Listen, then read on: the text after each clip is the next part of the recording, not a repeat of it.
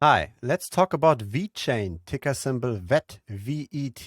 The price is currently at around 13 cents. The market cap is at approximately 8.5 billion, and that brings VeChain to market rank 22. Now that's a pretty high market rank, right? And what I found interesting is when checking what kind of coins are traded at Coinbase, Binance, or KuCoin, you basically find everything listed up to place 20, but then once we go down, VeChain is the first token that's not yet listed on Coinbase. Now, why does that matter? Because once a coin is listed somewhere new, we usually see a price spike, right? There's potentially more buyers that didn't have access yet to the asset, and so once they do get access, prices tend to rise. And so I'm not predicting that VeChain is going to be listed by Coinbase in the near future, but if that was to happen, the price would definitely rise. Now, maybe there are reasons why it's not yet listed on Coinbase. One explanation, for example, could be that the coin is relatively close to the Chinese economy, right? It's being used by Chinese companies. The founder, Sunny Lu, he used to work as CIO of Louis Vuitton in China. So maybe simply this kind of political sensitivity stops Coinbase from listing this, right? They are relatively conservative with their listings. Monero, for example, isn't listed either. So who knows what the reasons are. But if this was to change, VeChain is probably going to get another pump. Now, we are not going to look too much into the fundamentals. I will link an interesting video by Coin Bureau in the video description that you can use to check out the fundamentals of VeChain. But what we do instead is we look at the charts, and we will not just look at the US dollar chart. That's usually what most people look at. But the problem with US dollar charts is that you have this general crypto sentiment in here as well, right? This recent rally here that you see basically since the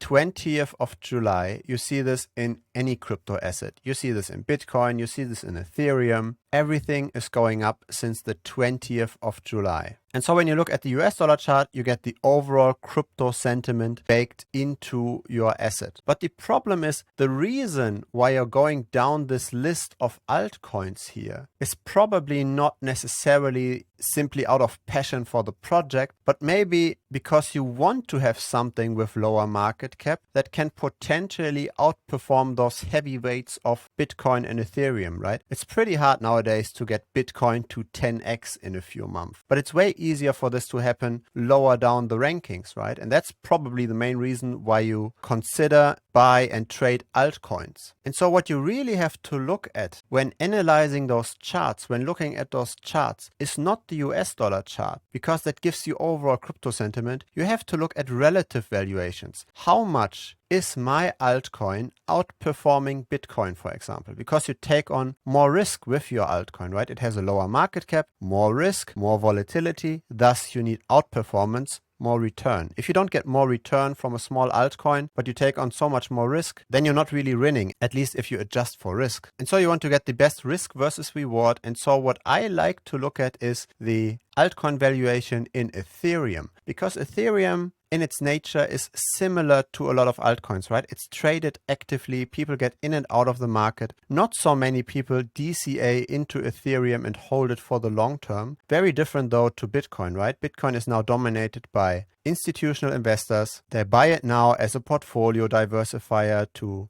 reduce some volatility in the portfolio, to cancel out the maybe stock market risk that they have and buy an asset that tends to appreciate, but that's not correlated. That's why people nowadays buy Bitcoin. But you go into the altcoins for performance, for good risk versus reward. And that's also the similar kind of investors that get into Ethereum. You try to time the market somewhat. You're not just buying in and holding for the long term, but you trade. There's way more transactions. You can also see this in like how many transactions are processed on the different blockchains. Ethereum is way more active than Bitcoin. And so let's compare now VeChain with Ethereum. And so this chart already looks very different to the US dollar chart, right? It looks like we have some kind of trading range here with some supports, some resistances. And VeChain seems to kind of move in tandem with Ethereum, sometimes outperforming, maybe by 80%, sometimes dropping maybe by 55%. We are kind of like in the middle of that trading range if you want to take those spikes over here as the upper bound of the trading range. Now, what's also important is the performance since the beginning of the year versus Ethereum. So if we check that, we see VeChain outperformed by around 43%. The reason why the performance since the beginning of the year is so important is because that's when Bitcoin dominance started to fall, right? We had this massive bull run in 2019, 2020 in Bitcoin, and the Bitcoin dominance, it stayed high and it peaked at the beginning of the year. And then we got this altcoin rally where Bitcoin dominance moved from above 70% to below 40%. So a decline in Bitcoin dominance means that altcoins, they increase in dominance. So this here means that there is an altcoin rally starting since the beginning of the year. And so you need to look at your altcoin, in this case VeChain, and see, does it outperform? Does it move together with my other altcoins? And do I get a better performance versus Bitcoin, obviously, but also versus Ethereum, since VeChain is smaller than Ethereum. Ethereum has a market dominance of approximately 20%. VeChain has 0.4%. So Ethereum is approximately 50 times larger than VeChain. And so you need to get this additional risk compensated somewhat. And obviously there is a lot of volatility for this outperformance and a lot of risk due to market size, but at least we do see over approximately 8 to 9 months an outperformance here, and that's positive. You don't want to see the opposite, where your small altcoin underperforms Ethereum in an altcoin rally. Now, when you stake VeChain and when you process transactions with VeChain, you're gaining and burning something called the Vethor token. That's the chart of that cryptocurrency over here. This is the US dollar chart, and of course we're going to compare this with the VeChain chart itself. But before we do this, in case you enjoy this kind of content, please give this a thumbs up. It will help the channel grow.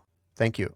So here's the Vethor chart in US dollars, and surprise, surprise, since the 20th of July, the price is appreciating, like basically any cryptocurrency. For Vethor's case, we have a 213% rally. And let's now look at Vethor divided by VeChain. That's this chart over here. So at the beginning, we got a big dump. That's sometimes what happens when a coin gets listed. But since then, we see also some kind of trading range here that seems to be more or less stable. So Vethor is a bit of a measurement of how active VeChain is being used, because you need it for transactions. And so if we disregard this initial bear market over here and we just look at the recent price action, we're pretty much in the middle. And so if you're considering, should I buy either Vethor or VeChain, I would probably go for VeChain for several reasons. First of all, Vethor is way smaller. We are looking at a market dominance of 0.03%. That's way more risky than VeChain, obviously. And that would be fine if Vethor would outperform. But it does not, right? It moves in tandem somewhat. And so if you have something that's smaller in market cap again, but doesn't outperform, take the bigger coin, you get a better risk versus reward. Now, another reason is fundamentally speaking. Those two cryptocurrencies, they work pretty differently. VeChain has a limited supply. Vethor, however, does not. So the Vethor token, it gets generated via staking. There's no supply cap over here.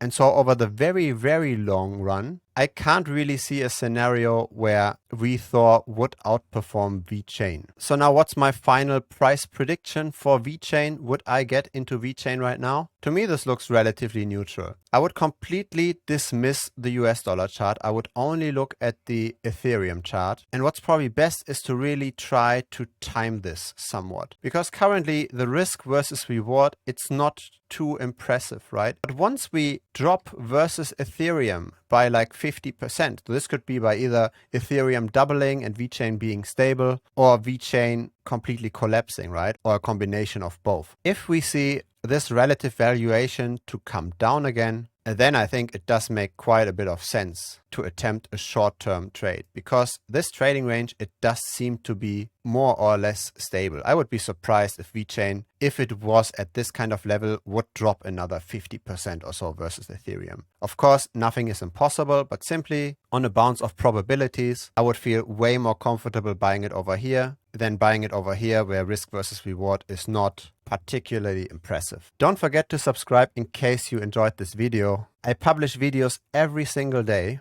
And since the content outdates relatively quickly, you want to also hit the notifications. You don't want to watch a video that's like a month old or so, right? I mean, you could to kind of verify how well the analysis work, but if you want to act on something, if you want to trade it, probably you want to get the video when it's fresh. Last but not least, we've got a Telegram channel. We are almost 300 people there right now. We enjoy discussing crypto. It's completely spam free. Would be great to see you there as well.